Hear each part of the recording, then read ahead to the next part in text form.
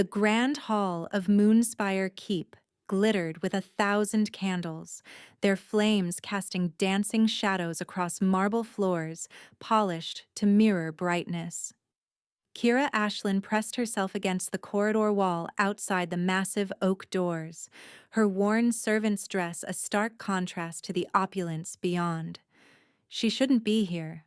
Omegas weren't permitted anywhere near the rejection ceremony, but her curiosity, and perhaps something deeper, something she couldn't name, had drawn her like a moth to flame. "Another one?" a guard muttered to his companion, both too focused on the spectacle inside to notice her. "That's what? The 100th woman he's turned away?" Through the narrow gap in the doors, Kira could see him. Alpha King Theron Valdris stood upon the raised dais, his presence commanding even in stillness. He was everything the stories claimed: tall, broad-shouldered, with jet-black hair that caught the candlelight, and eyes like molten silver that seemed to pierce through pretense and flesh alike. But it was the coldness in those eyes that made her breath catch, the absolute emptiness. Before him knelt Lady Selene Voreth, arguably the most beautiful woman in Silvercrest Kingdom. Her golden hair cascaded down her back in perfect waves, her dress worth more than Kira would earn in 10 lifetimes. She was everything an Alpha King's mate should be: noble-born, powerful, exquisite. "I offer myself as your mate and Luna Queen," Selene announced, her voice carrying across the silent hall. "My bloodline is pure, my family's land's extensive, my—" "No." Theron's voice cut through her words like a blade through silk. Single syllable. Absolute. Gasps rippled through the assembled nobles. This was the way it had gone for 3 years now, ever since Theron had taken the throne at 25. Every eligible woman in the kingdom and beyond had been paraded before him, all rejected. Always the same single word. No explanation. No mercy. Selene's face flushed crimson. "Your Majesty, I don't understand. My credentials are impeccable. The Moon Goddess herself would approve." "The Moon Goddess," Theron interrupted, his tone flat and emotionless, "can keep her opinions to herself. As can you. I have spoken. Leave." The lady staggered to her feet, humiliation written across her perfect features. As she passed, Kira caught the scent of her rage, bitter and sharp. Selene's gaze swept the corridor, landing briefly on Kira. The look promised retribution, though for what? Kira couldn't fathom. She was nobody. Invisible. Inside the hall, Theron's beta, Dax Kale, stepped forward. Even from her hiding spot, Kira could see the concern etched on his weathered face. "Your Majesty, the council grows restless. It's been 3 years. The kingdom needs an heir. They're beginning to whisper that perhaps you're incapable of bonding." Something flickered across Theron's face, too quick for Kira to identify. "Let them whisper. I will not take a mate I do not choose." "Then choose." Dax's frustration broke through his usual deference. "Any of these women would serve admirably. The kingdom's stability depends on—" "The kingdom." Theron's voice dropped to a dangerous whisper that somehow carried to every corner of the vast room. "Survived for centuries before me. It will endure." Kira found herself leaning closer, drawn by something in his voice. Beneath the ice, beneath the arrogance, she heard pain, loneliness. She must be imagining it. Alpha Kings didn't feel such things, especially not ones who rejected every woman who came before them. "If there are no other candidates," Theron began, turning to leave the dais, "there's one more, Your Majesty." Corvis Dane materialized from the shadows like smoke given form. The royal advisor moved with predatory grace, his dark eyes glittering with something Kira instinctively distrusted. She'd seen him before, during his rare visits to the Hollows, the slum district where she lived. He always wore that same slight smile, as if he found the suffering of others amusing. Theron's expression darkened. I gave no permission for additional candidates tonight. A mere formality, Corvis replied smoothly. This one is special, found in the hollows, unclaimed, unwanted. I thought perhaps your majesty might appreciate the novelty. Kira's blood ran cold as two guards entered, dragging a struggling girl between them, her younger sister, Lyra. No, Kira breathed, her hand flying to her mouth. Lyra couldn't be more than 17, her honey-brown hair tangled, her dress, Kira's spare dress, torn at the shoulder. Terror painted her young face as she was forced to her knees before the Alpha King. What is this? Theron's voice cracked like a whip. She's a child. She's of age by kingdom law, Corvis countered. 17. Omega class, of course, but pure, nonetheless. I thought your majesty might find her. Innocence appealing, given your rejection of more worldly women. The implication in his tone made Kira's stomach turn. This was wrong. Everything about this was wrong. Lyra shook like a leaf, unable to even raise her gaze to the Alpha King. This is obscene, Dax protested. She's clearly terrified. This isn't how. The law permits any unmated female to be presented, Corvis interrupted. Or does the beta question the law? Kira watched Theron's face, saw the muscle jumping in his jaw, the way his hands clenched at his sides. For a moment she thought he might strike Corvis. Then his expression smoothed into that terrible blank mask. You waste my time with this farce, Theron declared coldly. She's beneath consideration. Remove her. Beneath consideration. The words echoed in Kira's ears. She'd heard them before, countless times. Omegas were always beneath consideration. Too weak, too common, too worthless. It was the way of things, had been for centuries. She should be relieved that Lyra would be sent away, back to safety. But looking at her sister's face, at the crushing humiliation written there, at the way Corvis smiled as if this had been his intention all along, to break them both, something inside Kira snapped. She didn't remember deciding to move. One moment she was pressed against the wall. The next she was striding through those massive oak doors, her worn shoes echoing loudly in the sudden silence. She's not beneath anything, Kira heard herself say, her voice ringing clear despite the terror coursing through her veins. And neither are you worthy to judge her, Alpha King or not. The entire hall froze. A servant, an Omega, had not only entered the sacred rejection ceremony uninvited, but had dared to speak, to challenge, to defy. Theron's quicksilver gaze locked onto hers, and Kira felt the impact like a physical blow. Power radiated from him, ancient and overwhelming, pressing against her until her knees threatened to buckle. She'd never been this close to an alpha before, let alone the Alpha King. Every instinct screamed at her to lower her eyes, to submit, to beg forgiveness. Instead, she lifted her chin higher. You reject woman after woman, Kira continued, her voice shaking now but determined. Noble, beautiful, powerful women who would give anything to stand at your side. And why? Because you're too proud?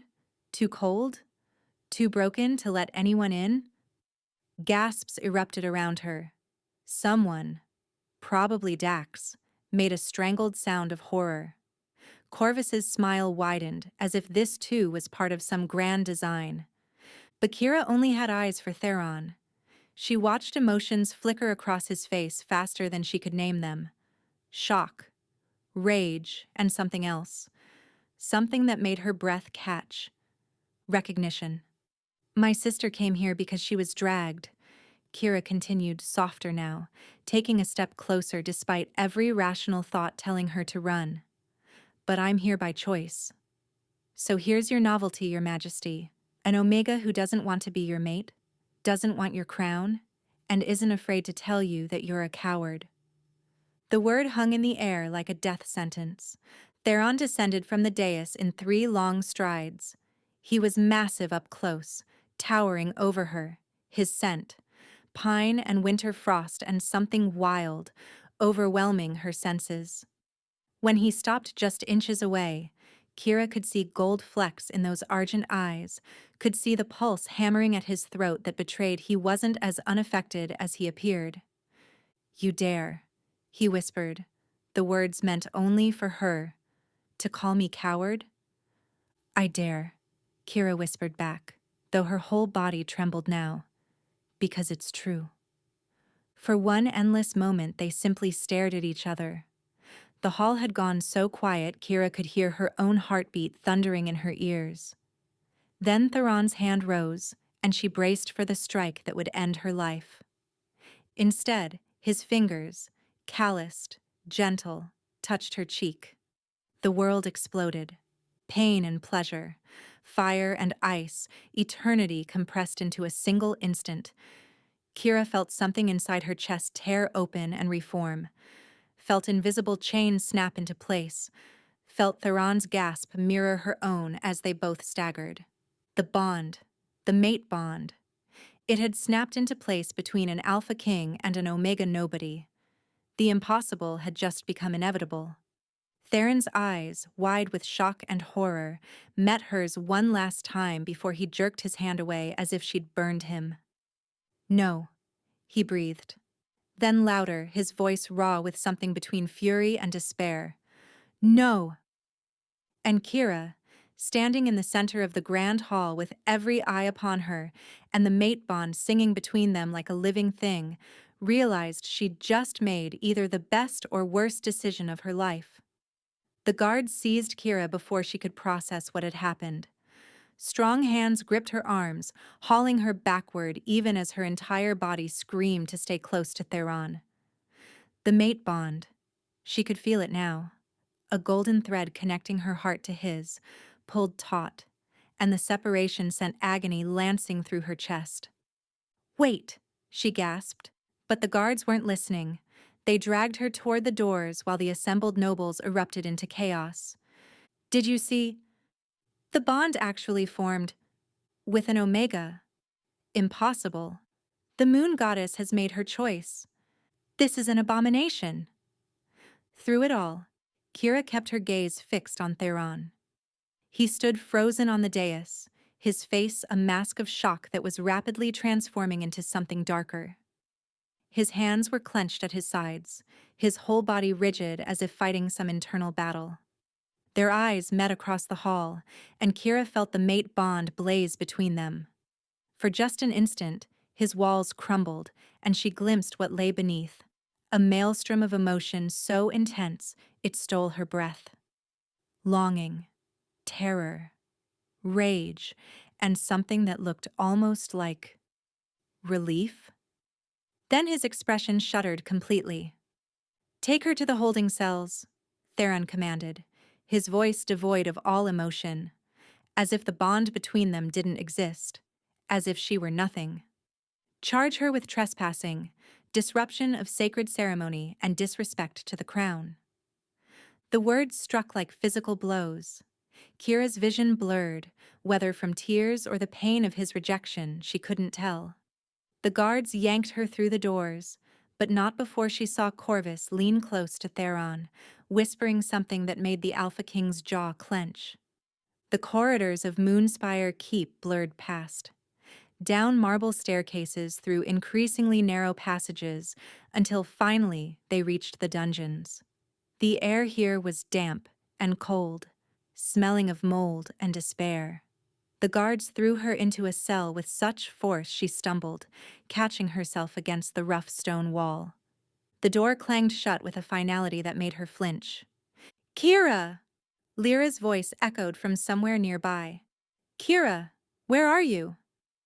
"I'm here," Kira called back, her voice cracking. "I'm okay. Are you hurt?" "They put me 3 cells down. What happened? What did you do? Everyone's saying..." Lyra's words dissolved into sobs.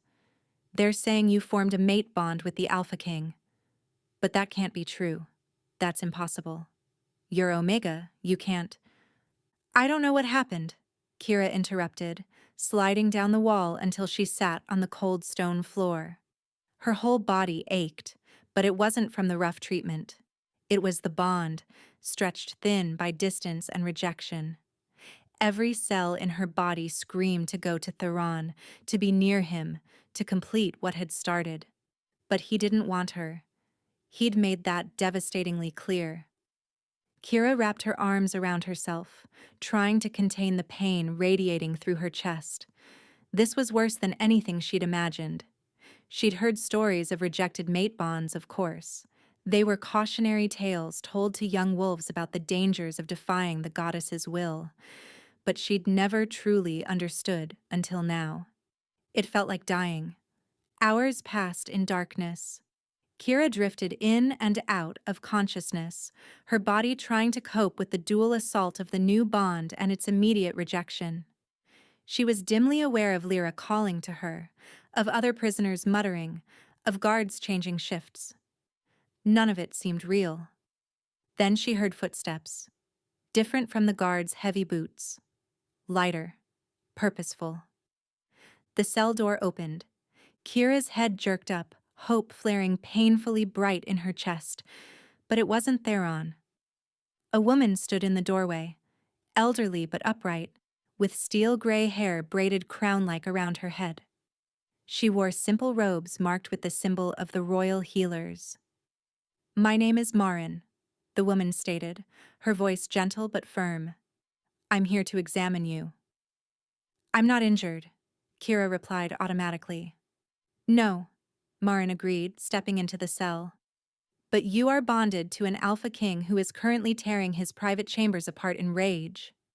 She knelt beside Kira with surprising grace for her age. "May I?" Too exhausted to protest, Kira nodded. Marin's hands were cool and professional as she checked Kira's pulse, peered into her eyes, placed a palm over her heart.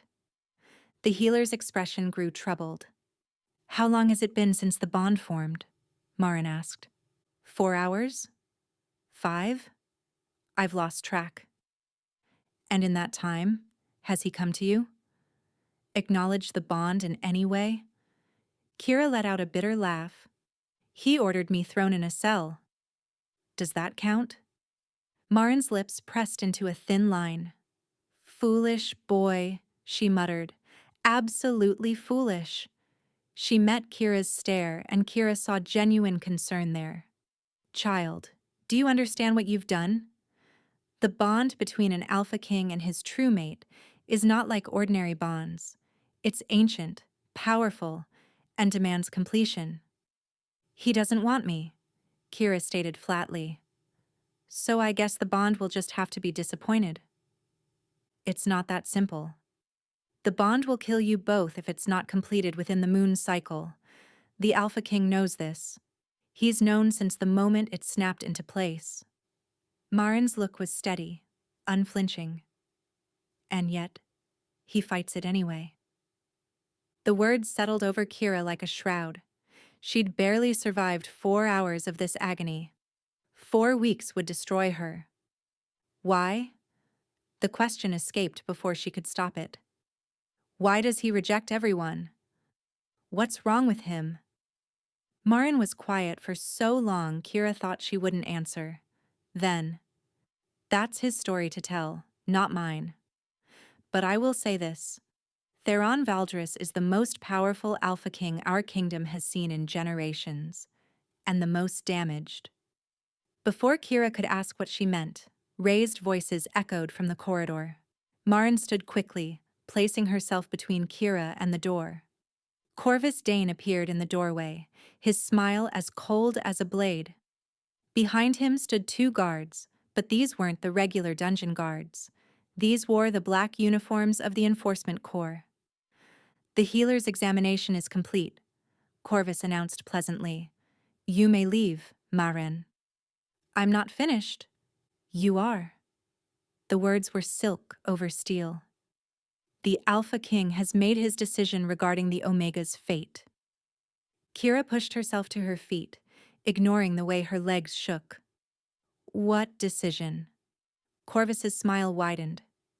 His Majesty, in his infinite wisdom, has determined that the bond was formed through witchcraft. Dark magic designed to trap him into a false mating. He paused, savoring the moment.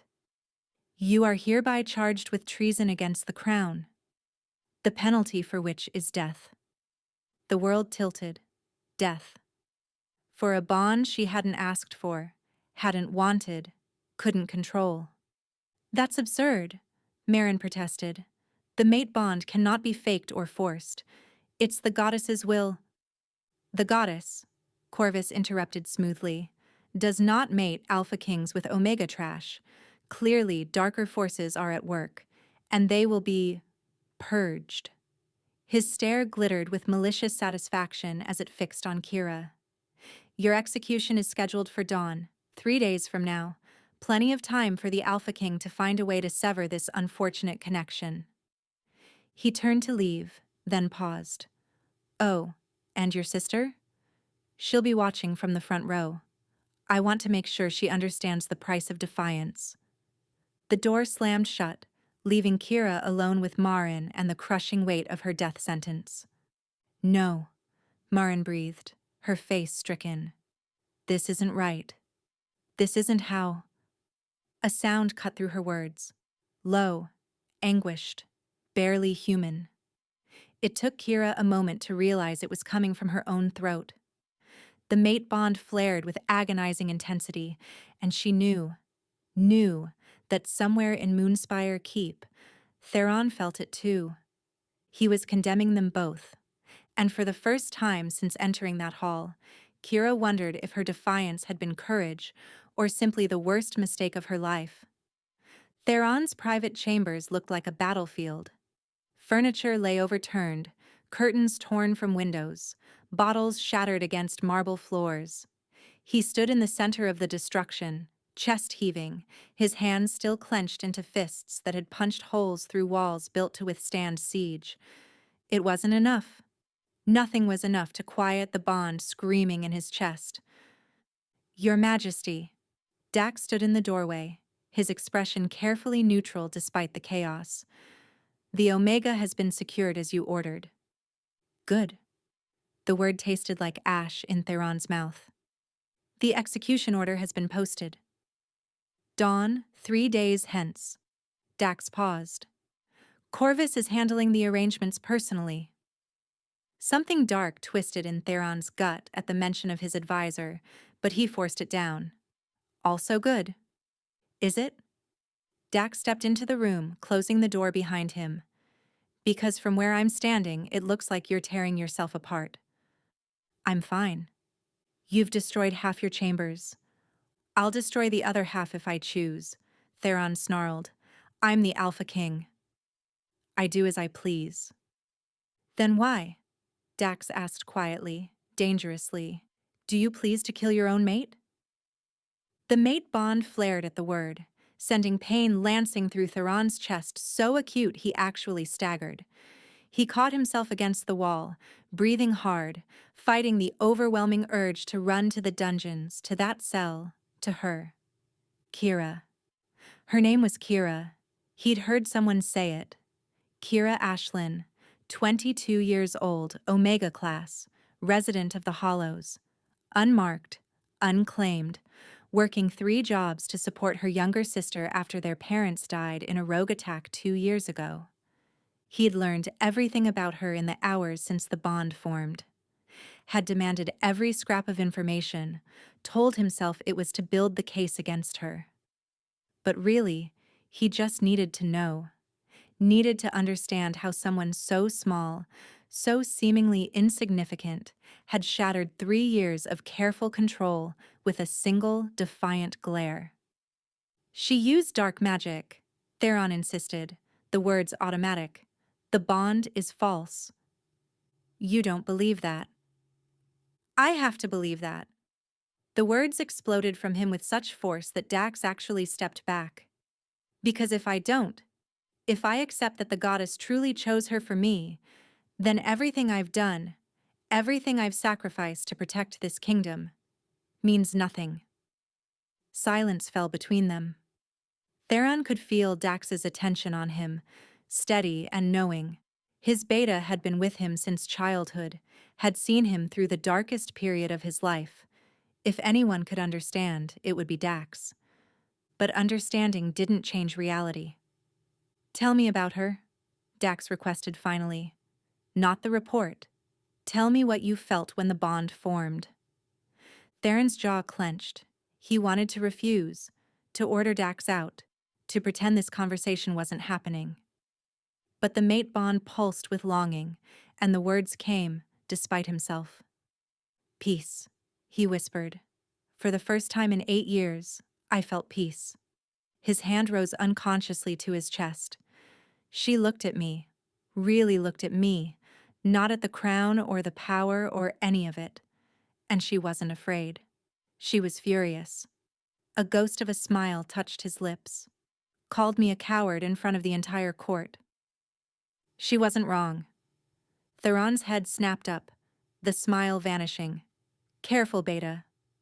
"Someone has to say it," Dax countered. "You've spent 3 years rejecting every woman presented to you because you're terrified of the bond, terrified of what happened to your father. But Kira isn't Lady Alara, and you aren't King Aldrich." The names hit like physical blows. Theron's father, the previous Alpha King, his mother, Lady Alara, the mate bond that had seemed perfect, destined, blessed by the goddess herself. Right up until the moment Lady Alara had used that bond to destroy King Aldrich from within, manipulated by enemies of the throne into poisoning her own mate slowly, driving him mad until Theron had been forced to watch his father deteriorate into a shell of himself before finally dying in agony. And the worst part? His mother hadn't even known she was being used. The enemy had exploited the mate bond itself, turning it into a weapon. By the time they'd discovered the truth, both his parents were dead, and Theron was left with a crown and a terror so deep it had shaped his entire reign. "The bond is a weakness," Theron declared flatly. "It can be exploited, used, turned against us. I won't risk it. I won't risk her." "So you'll kill her instead?" "She'll die anyway if the bond isn't severed. At least this way, it's quick. Clean. She won't suffer months of—" Theron's voice broke. He pressed his palms against his eyes, fighting for control. "She won't suffer what my father did. There are other ways," Marin claims. "Marin can say nothing." Theron whirled on his beta. "There is no other way. The bond can't be rejected without killing both parties, and it can't be completed without making her a target for every enemy I have. Those are the only options." "Then choose death together rather than apart," Dax responded simply. "At least that would be honest." Before Theron could respond, the mate bond suddenly flared with such agonizing intensity that he actually cried out, dropping to one knee. The pain wasn't physical. It was deeper, emotional. He felt Kira's terror, her despair, her. He was moving before thought, out the door, down corridors, driven by pure instinct. Guards scattered from his path. He took stairs 3 at a time, descended into the dungeons, following the golden thread connecting them until he stood outside her cell. The guard started to unlock it, but Theron stopped him with a gesture. Instead, he pressed his palm against the small window in the door, peering through. Kira sat in the corner, her arms wrapped around her knees, her face buried against them. Even from here, he could hear her crying, soft, broken sounds that tore at something in his chest. The bond sang at her nearness, the agony receding to a manageable ache. His hand trembled against the door. He could go in, could comfort her, could complete the bond and worry about consequences later. But then he saw it, a shadow moving at the far end of the corridor, someone watching, waiting. Corvis. The advisor stood in the darkness just beyond the torchlight, his expression unreadable. but Theron knew that look. Had seen it 8 years ago, hovering at the edges while his father died. Always there, always helpful, always making suggestions that seemed so reasonable until you looked back and realized how much control you'd ceded. Theron's hand fell away from the door.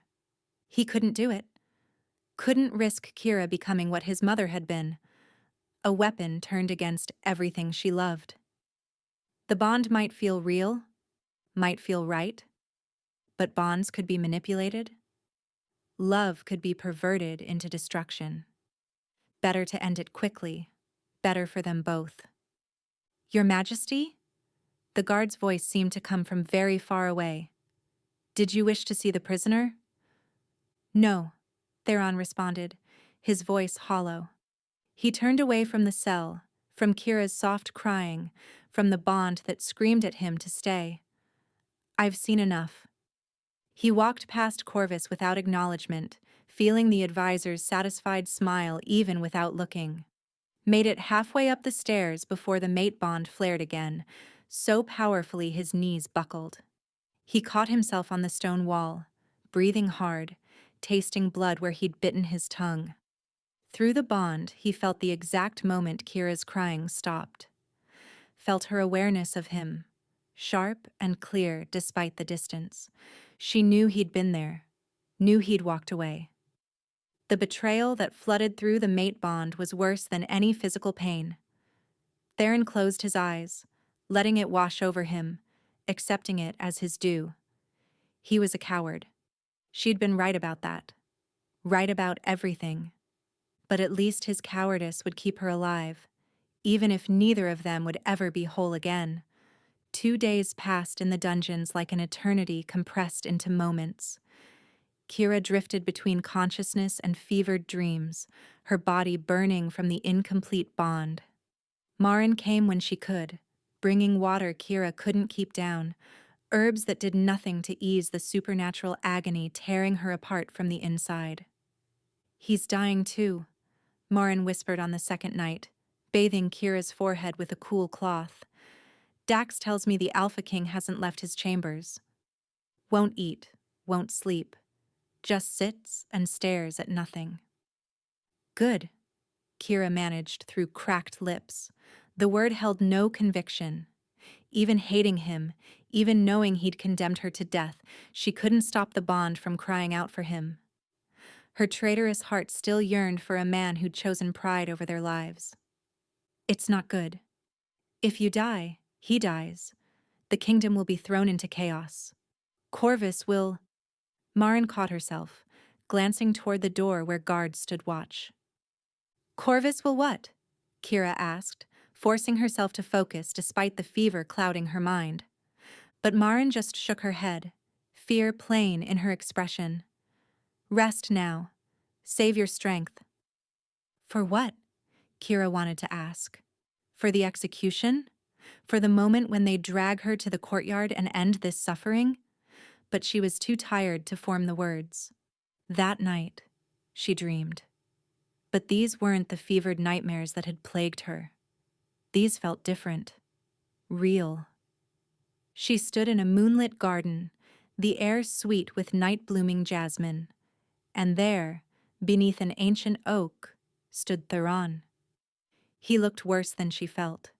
His mercurial eyes were ringed with shadows, his jaw covered in stubble, his usually immaculate appearance disheveled. When he saw her, something broke in his expression. Kira. Her name on his lips sent warmth cascading through the bond. I'm sorry. I'm so sorry. Is this real? She took a step toward him, then stopped. Or am I dying and hallucinating? I don't know. His laugh was bitter, broken. Maybe both. The bond, when we sleep, it creates a bridge, a place where we can meet. He lifted his hand as if to touch her, then let it fall. I shouldn't be here.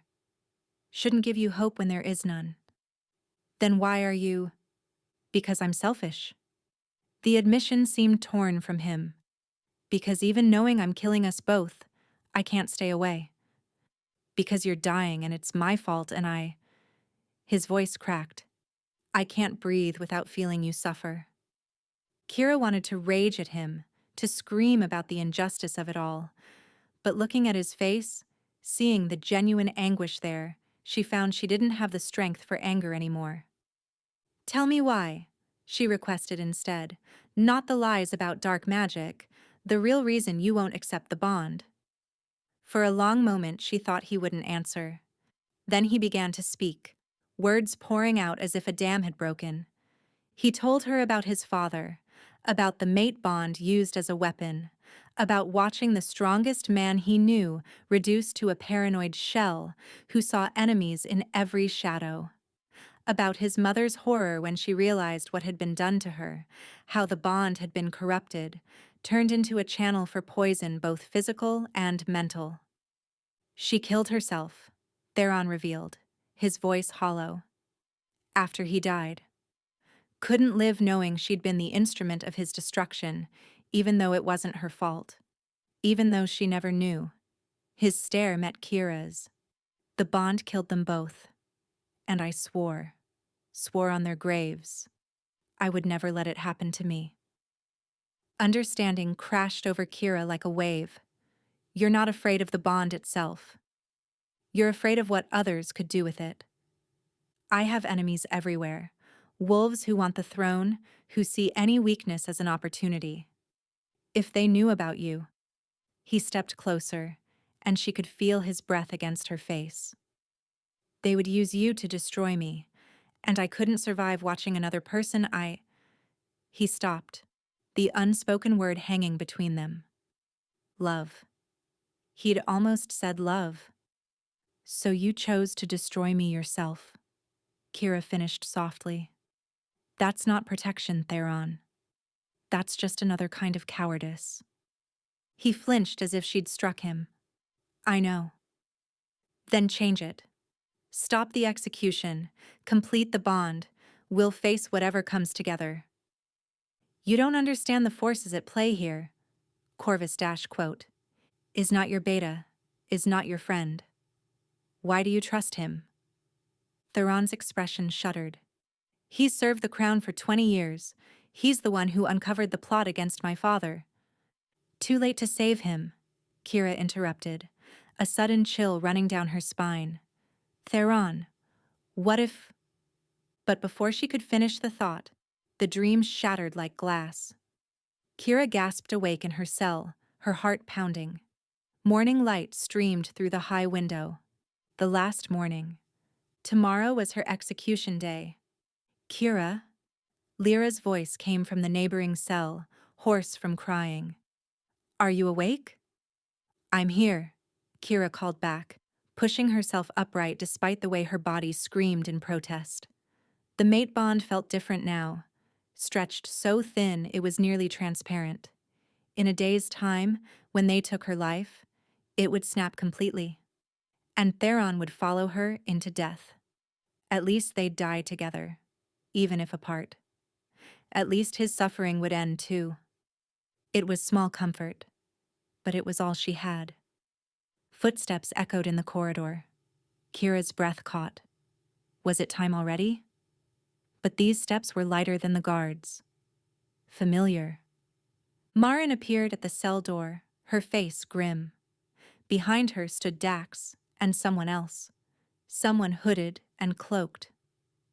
We're getting you out, Marin announced without preamble. Both of you. What? How? No time for questions. Dax was already unlocking the door. The execution is scheduled for dawn tomorrow. That's less than 12 hours. We need you gone before then. The hooded figure stepped forward, pushing back their hood. Kira gasped. It was Celine Vorath, the noblewoman Theron had rejected in the ceremony. Don't look so shocked, Celine remarked dryly. I may be vain, but I'm not stupid. Corvis Dane has been poisoning this kingdom for years, and if the Alpha King dies without an heir, Corvis will seize power. Your bond might be inconvenient, but it's legitimate. That makes you a threat to his plans. I don't understand. Corvis orchestrated this entire situation, Dax interrupted. The presentation of your sister, your defiance, the bond forming publicly so he could claim witchcraft. He's been maneuvering to get rid of Theron for years, but the king's refusal to bond made him vulnerable to different attacks. This was his chance to force a crisis. Then we have to tell Theron. We tried, Marin confessed quietly. He won't listen. His grief over his parents blinds him to the truth. Corvis has made himself indispensable, and Theron can't see that the same advisor who uncovered the plot against King Aldrich was probably the one who orchestrated it in the first place. The implications hit Kira like a physical blow. We have to stop him. We will, Celine affirmed grimly. But first, we get you and your sister to safety. There's a safe house in the Northern Territories. You'll hide there while we gather evidence against Corvis. And Theron? The three of them exchanged glances. We'll die within days of your death, Dax admitted flatly. The bond won't let him survive it. But maybe his death will finally open the kingdom's eyes to Corvis's treachery. Number. Every fiber of Kira's being rejected that outcome. She'd felt Theron's anguish in that dream, understood the fear that drove his actions. He was wrong, stubborn, infuriatingly self-sacrificing, but he didn't deserve to die, and neither did she. There has to be another way, Kira insisted. There isn't, Marin replied sadly. Now come. We're out of time. But as they led her from the cell, as Lyra was freed and they moved through secret passages in the dungeon walls, Kira's mind raced. The tunnels beneath the keep were ancient, Dax explained as they hurried through darkness, built centuries before Corvis's time. The advisor had never studied the old blueprints, too arrogant to think he needed to know the bones of this place. But Dax had memorized every passage. She'd defied an Alpha King once before. Changed the course of both their lives with a single moment of courage. Maybe it was time to be defiant again.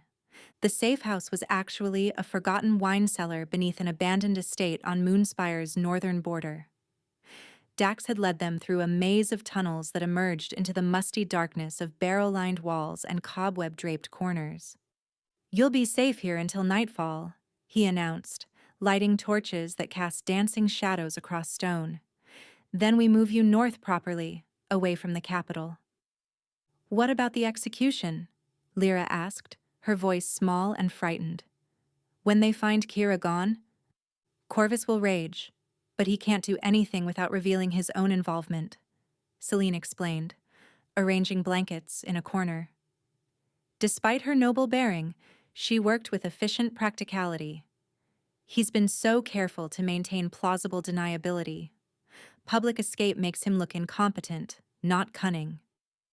Kira barely heard them. She sat against the cold wall, feeling the mate bond stretch thinner with each moment away from Theron. The pain had become a constant companion, a burning in her chest that made breathing difficult. How long? She asked Marin, who was checking her pulse with a frown. Until what, child? Until the bond kills me anyway. Marin's silence was answer enough. Days, Dax acknowledged quietly. Maybe a week if you're strong. The link won't survive this distance and rejection for long. He crouched before her, his weathered face kind. I'm sorry. We're buying time, not saving your life. But maybe in that time, we can save the kingdom. By letting your Alpha King die too. Kira's laugh was bitter. Some salvation. He made his choice. Based on lies. Kira pushed herself upright, ignoring the way the room spun. You claim Corvis orchestrated this, that he probably killed Theron's parents too. Does Theron know? Really know? He suspects, I think, Dax admitted, but suspicion isn't proof. And Corvis has spent 20 years making himself irreplaceable. Every advisor, every council member, every guard captain, Corvis either placed them or has leverage over them. The kingdom is a web with him at the center. Then we need to cut the spider out. With what evidence? Celine moved closer, her expression troubled. "I've been investigating Corvis for 2 years, ever since my own father died under suspicious circumstances. The man is meticulous. Every trail leads nowhere. Every witness disappears or recants. He's untouchable." Kira's mind raced, trying to think past the pain and fever.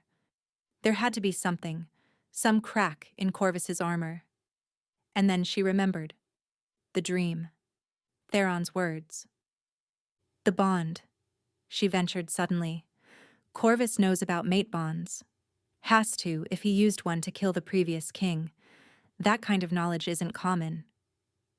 "You think he studied them?" Marin's eyes sharpened with interest. "More than studied. He'd need detailed knowledge to corrupt one, to turn it into a weapon. That means research. Books. Notes. Evidence." Kira looked between them. Where would someone like Corvis keep that kind of information? "His private study," Dax offered slowly, "in the keep's western tower. But it's warded, guarded. I've never been allowed inside, and I'm the beta." "Then we break in," Kira proposed. "That's suicide," Celine protested. "Even if we got past the guards, the wards." "Are designed to keep wolves out," Marin interrupted, her expression calculating. "But Kira isn't a wolf." "Not fully. She's Omega. Weaker in power, yes, but also harder to detect magically. The wards might not register her at all." "Might?" Lyra's voice rose in panic. "You want to send my sister into the most dangerous place in the kingdom on might?" "I want to send her nowhere," Marin stated firmly. "But the girl has a point. If evidence exists, it's there, and time is running out for all of us." Kira felt the mate bond pulse weakly, as if even that link was fading. Somewhere in Moonspire Keep, Theron was dying by inches, and in a few hours, Corvis would discover her escape and accelerate whatever plan he had in motion. "How do we get back into the keep?" she asked. Dax and Marin exchanged glances. Some silent communication passed between them, and Dax's shoulders slumped in resignation. "There's a way," he conceded, "but you won't like it." 2 hours later, Kira found herself in a laundry cart, buried under soiled linens that reeked of sweat and worse. The cart jolted over cobblestones as Dax wheeled it through Moonspire's servants' entrance, trading jovial insults with guards who knew him well enough to wave him through without inspection. "Almost there," he murmured, too quietly for anyone but Kira to hear. "Western Tower, service entrance. When I stop, count to 10, then slip out and up the stairs. 3rd floor, red door. That's Corvis's study." The cart stopped. Kira counted, then moved, her weakened body protesting every movement. But adrenaline pushed her forward. She emerged into a dim corridor, pressed herself into shadows, and climbed. The keep felt different in daylight. Less grand, more lived in. Servants bustled past, too focused on their duties to notice one more figure in worn clothes. Kira kept her head down, her heart hammering as she climbed stairs that seemed endless. 3rd floor, red door. No guards visible, but Marin had been right about the wards. Kira could feel them even without magical training. A pressure in the air, a warning that screamed wrongness. They'd fry any wolf who tried to pass. She reached for the handle and pushed through. The wards flickered but didn't trigger. Omega magic, or lack thereof, had granted her passage. Inside, Corvis's study was everything she'd expected and worse. Shelves lined every wall, filled with books and scrolls that radiated age and power. A massive desk dominated the center, its surface covered in papers and curious instruments, and along the far wall, locked behind glass, were bottles of liquid that glowed with the same sickly silver black she'd seen in descriptions of the poison that killed King Aldrich. "Moon goddess," Kira breathed. He'd kept it. kept the very poison he'd used, either as trophy or tool for future use. She moved to the desk, rifling through papers with trembling hands, bills of sale, correspondence with nobles, nothing immediately damning. Then her fingers found a leathered journal, its cover embossed with a symbol she didn't recognize. She opened it and felt her blood chill. Dates, names, methods of death or manipulation. It was all there, 20 years of treachery laid out in Corvis's precise handwriting, the plot against King Aldrich, the corruption of Lady Alara's bond, bribes paid, threats made, enemies eliminated. And there, near the end, a new entry dated 3 weeks ago. The young king remains stubbornly unbonded. New strategy required. If a bond can be forced into public formation and then corrupted, the kingdom will accept his death as tragedy rather than assassination. The Ashland girl shows promise. Defiant nature will ensure public confrontation. Arrange sister's presentation to provoke response. Kira's hands shook so badly she nearly dropped the journal. He'd planned it all. Every moment from Lyra's capture to Kira's defiance had been orchestrated. Corvis had known she'd intervene, counted on it, used her own protective instincts as a weapon. Looking for something? She spun. Corvis stood in the doorway, his expression mild, almost amused. Behind him, 2 guards blocked the exit. "Clever girl," he remarked, stepping inside. "I wondered if you'd figure it out. Must admit, I didn't expect you to escape the dungeons quite so efficiently. Dax's work, I assume? I'll have to deal with him later." Kira clutched the journal to her chest. "Theron will know. When he sees this." "Theron sees nothing I don't show him," Corvis interrupted. "The boy is drowning in guilt and grief. So easy to manipulate, just like his father." He moved closer and Kira backed against the desk. "You should have stayed in that cell, little Omega." Died quietly. "Now I'll have to get creative. The bond will reveal the truth when you kill me. He'll feel it through our connection." "Will he?" Corvis's smile widened. "Or will he simply feel you die and assume it's his rejection finally completing its work? Grief makes people stupid, child. I've built an empire on that truth." He gestured to the guards. "Take her to the Eastern Tower. The old execution chamber. We'll stage it as suicide. Couldn't bear the shame of rejected mate bond. Threw herself from the window. Tragic.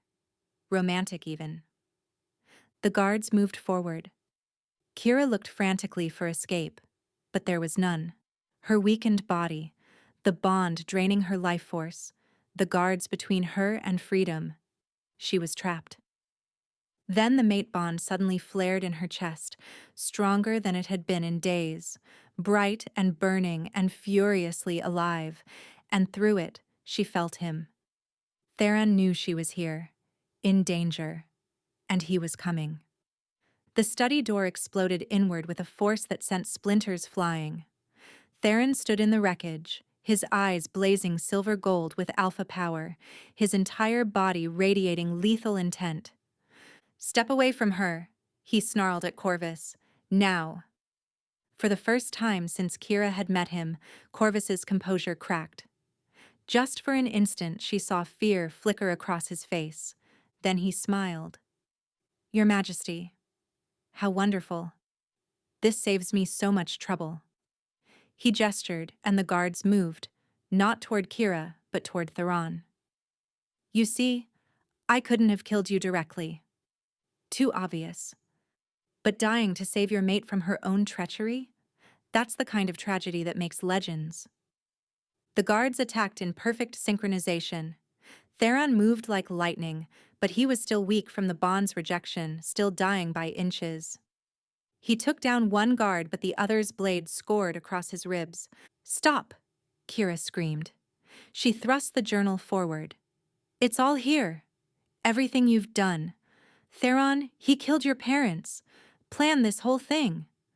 Theron's stare snapped to the journal, then to Corvis.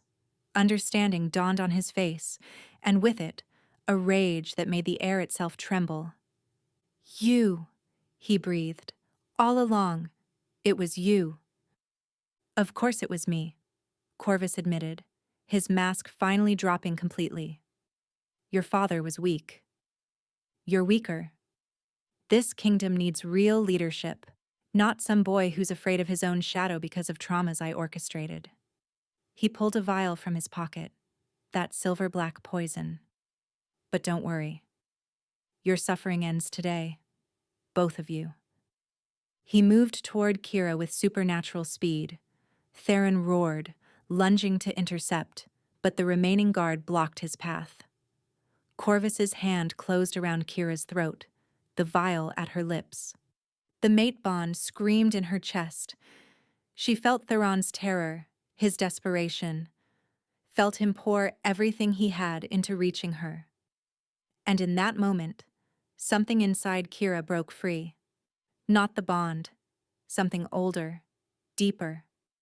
Power she'd never known she possessed, dormant until this moment of absolute need. Her eyes blazed gold. The Omega who shouldn't have power, who'd been dismissed as weak and worthless, reached inside herself and found the truth Corvis had overlooked in his careful planning. She was Theron's true mate, and true mates could share everything, including power. Kira's hand shot up and closed around Corvis's wrist. Alpha strength flooded through her, channeled from Theron through their bond, amplified by desperate love. She squeezed, and bones snapped like twigs. Corvis screamed. The vial shattered on the floor, its poison hissing as it ate through stone. "You're wrong," Kira declared, her voice resonating with power that shouldn't belong to an Omega. "Our bond isn't weakness. It's what makes us invincible." Corvis stumbled backward, cradling his shattered wrist, his face twisted with disbelief and pain. "Impossible. Omegas don't have alpha power. True mates do." Marin's voice came from the doorway, where she stood with Dax and a dozen palace guards. Guards loyal to the crown, not to Corvis. "When the bond is accepted and embraced." "You studied corruption of bonds, Corvis, but you never understood their true nature." Dax moved into the room, his sword drawn. "Corvis Dane, you're under arrest for treason, murder, and conspiracy against the crown." For a moment, Corvis looked like he might fight. Then his attention landed on the journal still clutched in Kira's hands, and something in him deflated. Without that evidence, he might have talked his way out. But 20 years of crimes, documented in his own hand? "You have no idea what you've done," he hissed to Theron, his voice venomous even in defeat. "I made you, shaped you. Everything you are is because of me." "No," Theron replied quietly, moving to Kira's side. "Everything I am despite you. There's a difference." As guards dragged Corvis away, his screams echoing down the corridors, Kira felt her legs give out. The surge of channeled power had burned through what little strength she had left. She collapsed, but Theron caught her, lowering them both gently to the floor. "I've got you," he murmured, cradling her against his chest. "I've got you now." "Took you long enough," Kira managed, but her voice was barely a whisper. The mate bond pulsed weakly between them. Stronger than before, but still incomplete. Still killing them both. "I'm an idiot," Theron confessed, and she felt wetness on her face, his tears falling into her hair. "A stubborn, terrified idiot who nearly destroyed us both." "Yes," Kira agreed. "You are." He laughed, the sound broken. "Marin, how long does she have?" The healer knelt beside them, her expression grave. "Hours. Maybe less. The bond is too damaged, and she's expended too much energy. Theron, you need to complete it now, or we both die," Theron finished. He cupped Kira's face, forcing her to meet his stare. "I need you to understand something. If we complete this bond, you become a target. Everyone who wanted my father dead will want you dead. Every enemy I've made will try to use you against me. Your life will never be simple or safe again. Sounds terrible, Kira responded. When do we start? I'm serious. The danger. Do you really think I don't know about danger? Kira interrupted, finding strength from somewhere deep inside. I'm an Omega who defied an Alpha King in front of his entire court. I broke into the most feared advisor's study and found evidence that brought him down. I've been sentenced to death, escaped execution, and channeled alpha power I shouldn't possess. She smiled, fierce despite her weakness. I think I can handle your enemies. Theron stared at her, and Kira watched emotions war across his face. Fear, hope, wonder, and finally, acceptance. You're extraordinary, he breathed. I don't deserve you. No, Kira agreed, but you're stuck with me anyway. That's how mate bonds work. He kissed her then, and it wasn't gentle or tentative. It was desperate, claiming, a seal and a promise, and an apology all at once. The mate bond flared between them, no longer painful but warm, right, settling into place like a key in a lock. But it wasn't enough. The damage was too severe. The rejection had lasted too long. Theron, Marin urged, the claiming bite. You have to complete it properly. Kira felt him tense. She knew what he was thinking. What if he lost control? What if he hurt her? I trust you, she stated simply. Those 3 words seemed to break something in him. Theron buried his face in her neck, breathing in her scent, and Kira felt his canines lengthen. This was it, the true claiming, the point of no return. Mine, Theron growled against her throat. Yours, Kira confirmed. Now stop being dramatic and bite me already. He did. The pain was sharp and immediate, but it transformed almost instantly into something else entirely. Pleasure crashed over her in waves as the mate bond exploded to life, no longer thin and aching but brilliant and whole. She felt Theron's mind brush against hers, felt the walls he'd built around his heart crumble, felt the full force of his emotions. Love, fierce and overwhelming and absolutely certain.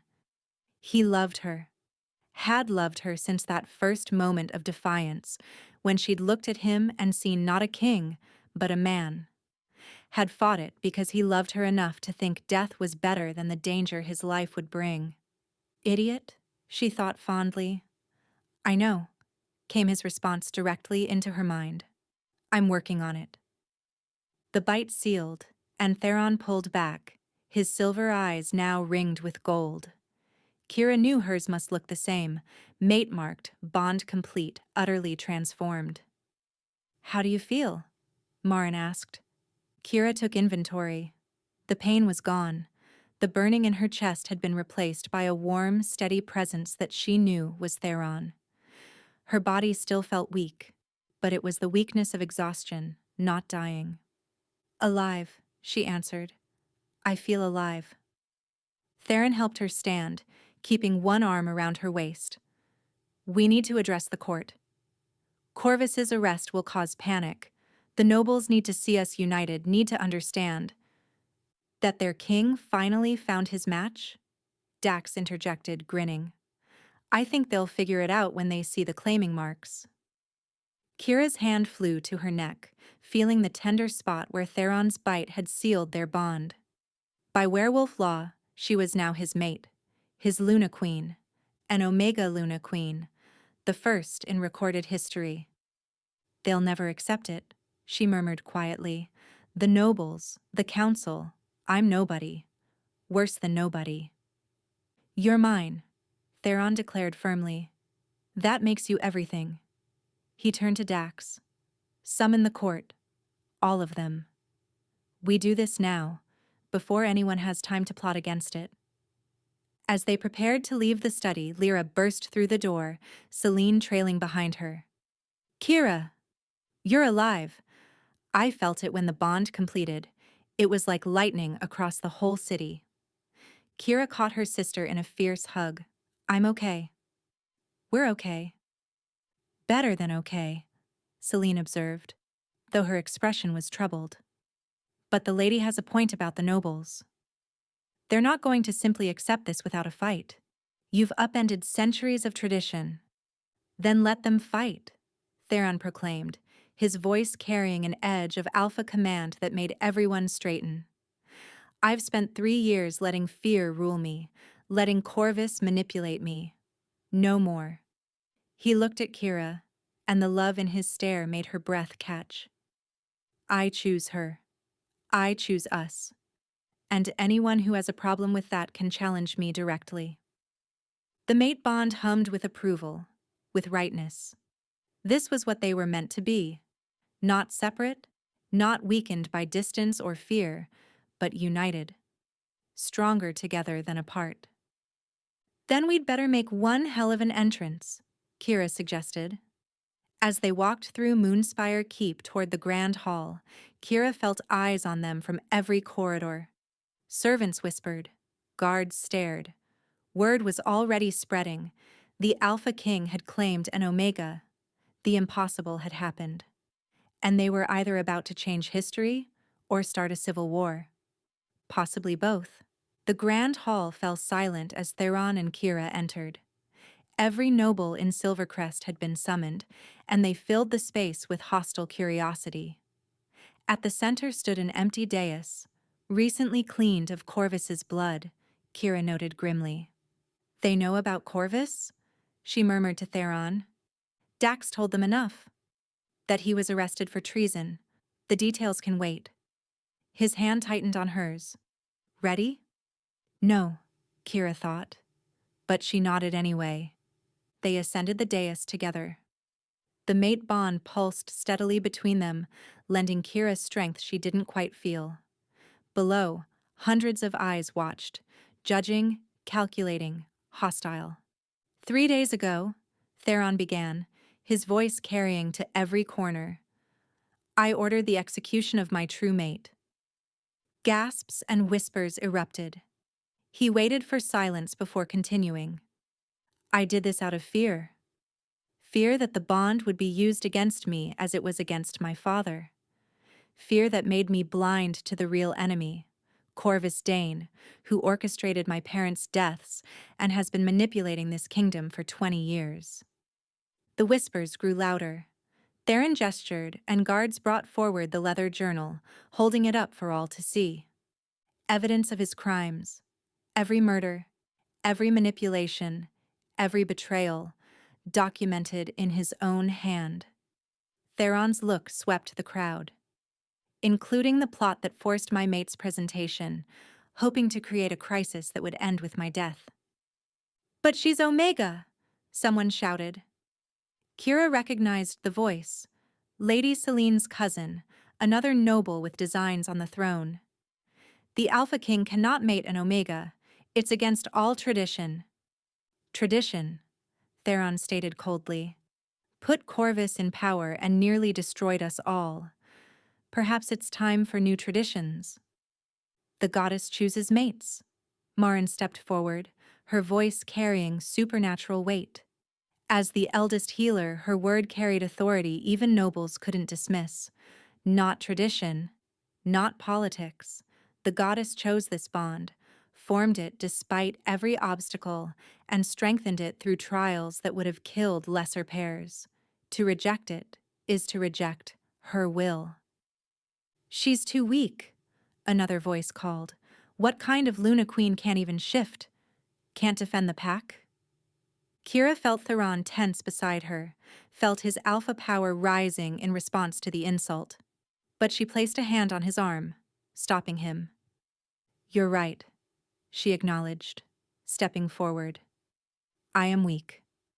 By every traditional measure, I'm unqualified to stand here. I can't shift into wolf form. I have no noble blood, no training in statecraft or warfare. She paused, meeting eyes throughout the crowd. But I've done something none of you could. I survived rejection by my true mate. I uncovered a conspiracy you all missed. And I stood before an alpha king and called him a coward when he needed to hear truth more than flattery. Silence greeted her words. The question isn't whether I'm strong enough for this position, Kira continued. It's whether you're brave enough to accept a Luna Queen who will always tell you what you need to hear rather than what you want to hear. For a moment, no one spoke. Then Celine stepped forward, and Kira tensed, expecting more opposition. Instead, the noblewoman knelt. I acknowledge Kira Ashlyn as true mate to Alpha King Theron Valdris, Celine proclaimed formally, and I pledge my house's loyalty to the crown. Dax was next, followed by Marin. One by one, nobles began to kneel, some reluctantly, some with genuine respect in their expressions, but not all. Nearly a third of the assembled nobles remained standing, their faces hostile. We cannot accept this, one elder declared. An Omega Luna violates every law of succession. If the king dies without a viable heir, then name one noble here who could challenge me, Theron interrupted, his voice dropping to a dangerous purr. One wolf brave enough to face me in ritual combat for the right to question my choice of mate. The standing nobles exchanged glances. Challenging an Alpha King was legal, but it was also usually fatal.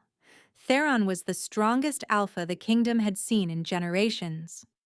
We don't question your strength, Majesty, the elder responded carefully, but the bond itself is suspect. How do we know it's real? That she hasn't used magic to fake? Enough. Marin's voice cracked like thunder. You want proof? Then we'll give it to you. Tonight is the blood moon, the night when pack bonds are strongest, when truth cannot be hidden. She turned to Theron and Kira. I propose a public completion ritual. Let the entire kingdom witness the bond's legitimacy. Kira's stomach dropped. She'd heard of blood moon rituals, sacred ceremonies where mates completed their bond before the pack. Private usually, but occasionally made public when legitimacy was questioned. It's dangerous, Dax protested. The ritual leaves them vulnerable. If anyone wanted to attack, then they'd be declaring war on the goddess herself, Marin affirmed firmly. Even our most skeptical nobles wouldn't dare. She looked at Kira. But the choice is yours, child. The ritual is intense, not painful, but exposing. Your bond will be laid bare for all to see. Every emotion, every memory, every truth between you. Kira looked at Theron, found him already watching her. Through the mate bond, she felt his concern, his desire to protect her from this additional trial, but she also felt his certainty that this was their best path forward, the only way to silence doubt completely. We do it, Kira decided, tonight.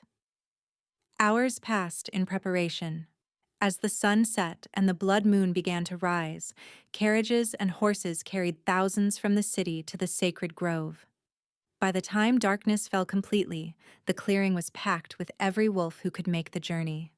The Starfall Grove lay outside the city, an ancient clearing where the first wolves had gathered centuries ago.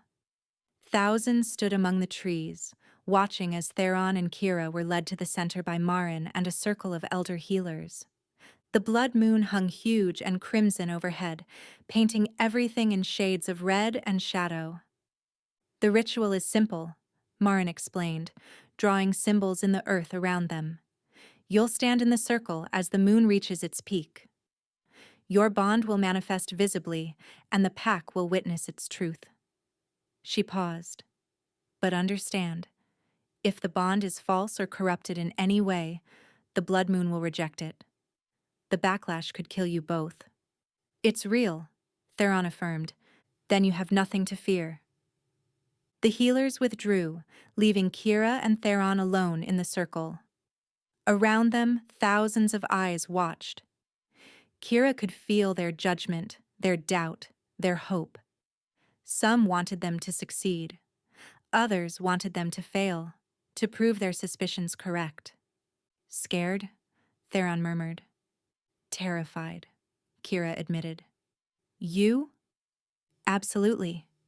He took her hand. But I'd rather die here with you than live another day without you. The moon reached its peak, and the ritual began. Light exploded from where they stood, golden and brilliant and pure. The mate bond became visible, a shimmering thread that pulsed with life. But it wasn't just light. Images formed in the air around them, memories pulled from their souls. Kira in the grand hall, chin lifted in defiance, Theron's shock and wonder as the bond formed. Their separation, the agony on both faces, the dream garden where they'd confessed truths. Corvis's study, the moment she'd channeled Theron's power, the claiming bite, sealing them forever. And emotions, so strong they seemed to have weight. Love, trust, fear overcome, strength found in unity. The pack gasped. Some wept, because they could feel it too. The truth of the bond, its depth and power, undeniable under the blood moon's light. Then something else appeared in the light. A figure, translucent and ethereal, formed from moonbeams. The moon goddess herself, or as close as mortals could perceive. She touched Kira's forehead, then Theron's. And when she spoke, her voice was everywhere and nowhere. This bond is blessed. This union is sacred. Let none challenge what I have joined. The figure faded, the light dimmed. And when Kira and Theron stood in the circle once more, something had changed. Kira felt it immediately, power, real power, flowing through her. Not channeled from Theron this time, but her own. The goddess's touch had awakened something dormant, gifting her with abilities that transformed her from Omega into something else entirely. What? She looked at her hands, saw them glowing faintly with golden light. True mate, Marin breathed, wonder in her voice. Not just bonded, but blessed. The goddess has made you his equal in truth, not just in title. Around them, every wolf in the grove, from the highest nobles to the lowest servants, dropped to their knees, not in submission, but in recognition. Their Luna Queen had arrived. The aftermath of the blood moon ritual should have brought peace. Instead, 3 days later, it brought war. Southern border under attack. Dax burst into the strategy room where Kira and Theron were meeting with advisors. 2 noble houses, the ones who refused to kneel, have allied with rogue wolf packs. They're calling it a cleansing, claiming you've corrupted the kingdom with an unnatural bond. Kira felt a chill run through her. How many? 300 wolves, maybe more. They've taken 2 villages already. Dax's expression was grim. This is organized, planned. They've been preparing since the ceremony. Theron slammed his fist on the table, making maps and markers jump. They dare attack while hiding behind religious justification? They're claiming the blood moon ritual was fake, that we tricked the pack somehow. Dax glanced at Kira apologetically. Some are calling you a witch who's ensorcelled the king. The word witch hit like a slap. Kira had spent her life hiding her healing abilities, terrified of that exact accusation.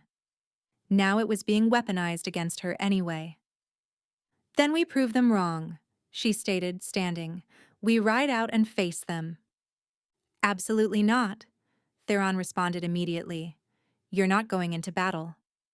It's too dangerous. I'm the Luna Queen. Where you go, I go. Kira met his look steadily. That's how this works now, remember? Partners. Equals. She felt his resistance through the mate bond, his desperate need to protect her. But she also felt the moment he recognized the truth, that sending her away while he fought would undermine everything they'd established. She couldn't be, both equal partner and delicate flower to be sheltered. You stay beside me, Kira countered, at all times. I agree, Theron conceded finally, though reluctance showed in every line of his body.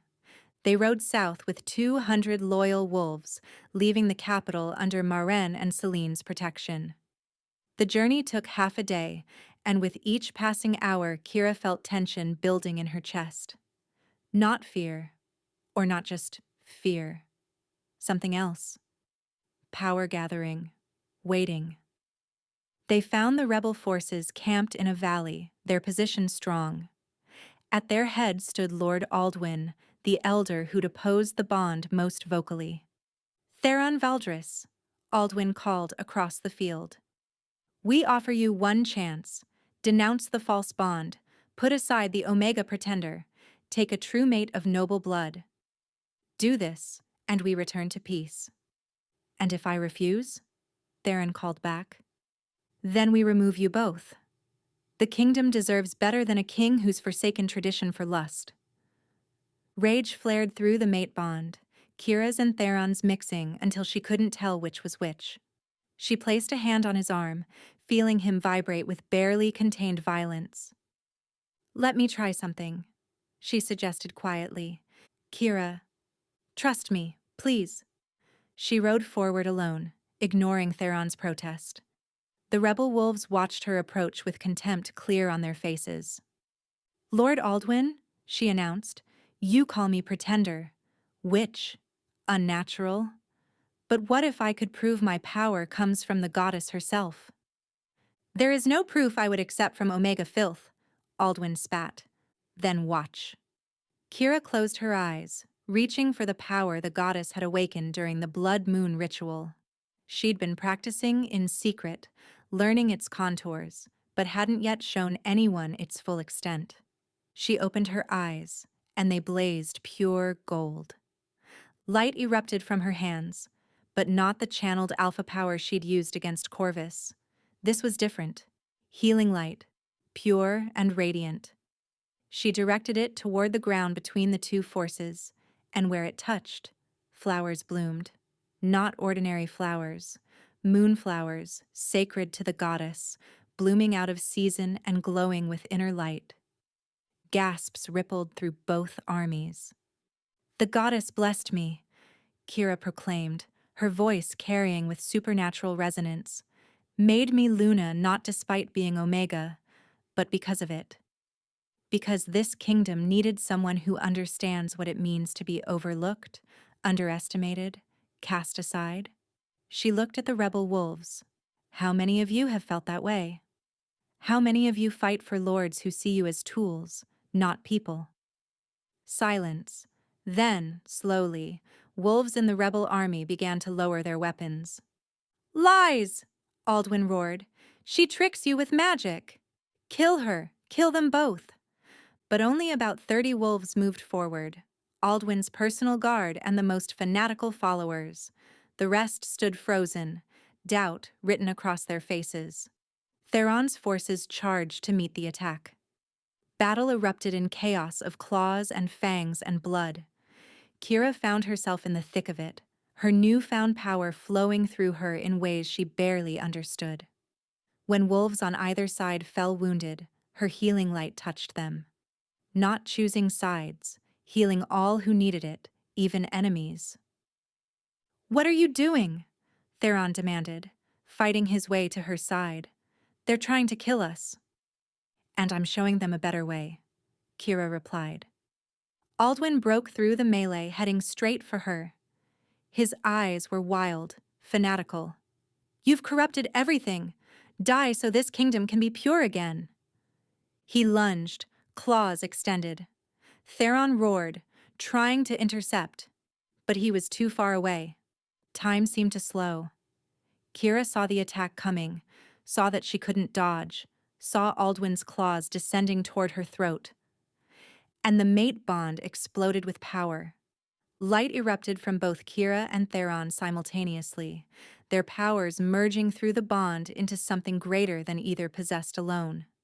The blast caught Aldwin mid-leap, didn't kill him, but threw him backward with such force he crashed into a tree 20 feet away and didn't get up. The battlefield froze. Every wolf stared at them, at the two figures surrounded by golden light, clearly blessed by forces beyond mortal understanding. Enough! Theron's voice rang with alpha command that could not be denied. The blood moon proved our bond legitimate. The goddess herself blessed our union. Yet still you attack. Why? Because change is terrifying, Kira added more gently. Because everything you've known says an Omega can't be Luna Queen, and accepting it means accepting that everything else you believe might be wrong too. She looked at the rebel wolves. But strength isn't about following tradition blindly. It's about having the courage to recognize truth even when it's uncomfortable. One by one, the rebel wolves began to kneel. Not all, some fled into the forest, refusing to accept defeat. But most bent the knee to their king and his Omega Queen. Lord Aldwin, conscious but broken, glared at them with undimmed hatred. "This isn't over," he rasped. "Others will rise. Others will be met with justice, not vengeance," Kira interrupted. "You'll stand trial for treason, but you'll live. That's the difference between your rule and ours." As guards took Aldwin away, Theron pulled Kira close. "You're terrifying," he murmured. "Do you know that?" "Good," Kira replied, leaning into him. "Maybe people will stop underestimating me." The ride back to Silvercrest felt different. Victorious, yes, but more than that, certain. They'd faced their first real challenge as king and queen, and emerged not just surviving, but stronger. The kingdom was learning what Kira and Theron already knew. Their bond wasn't a weakness to be exploited. It was the strength that would save them all. 3 months later, Kira stood on the balcony of Moonspire Keep, watching the sun rise over Silvercrest. So much had changed since that day she'd walked into the grand hall and defied an Alpha King. Arms wrapped around her from behind, and she leaned into Theron's warmth. Through the mate bond, she felt his contentment, his peace, emotions she'd once thought impossible for him. "The Northern Territories sent their formal pledge today," he murmured against her hair. "That's all 7 regions now. The kingdom is unified again." "Not everyone's happy about it," Kira pointed out. There were still pockets of resistance, wolves who would never accept an Omega Queen. But their numbers dwindled daily as Kira's rule proved itself wise, compassionate, strong. "No," Theron agreed. "But they'll learn. Or they'll leave. Either way, I'm not compromising. Not on us." Kira turned in his arms, reaching up to trace the claiming mark on his throat, mirror to the one he'd left on hers. "No regrets?" "Only that I wasted 3 years being afraid." He kissed her softly. "And that I almost lost you because of it. But you didn't. We found our way." A knock at the door interrupted them. Lyra burst in without waiting for permission, her face alight with excitement. "It's time. Marin says the pups could come any day now." Kira laughed, placing a hand over her slightly rounded belly where their children grew. Twins, Marin had confirmed last week. One would be Alpha, one Omega. A perfect balance, the healer claimed, blessed by the goddess. "We have weeks yet," Kira told her sister. "Stop trying to rush them." "I'm going to be an aunt. I'm allowed to be excited." Lyra spun away, presumably to go spread the news to anyone who'd listen. Theron's hand covered Kira's on her belly. "Terrified?" he asked. "Absolutely," Kira admitted. "You. Beyond words." He grinned. "But we'll figure it out. Together. Together." The word that had saved them. That defined them.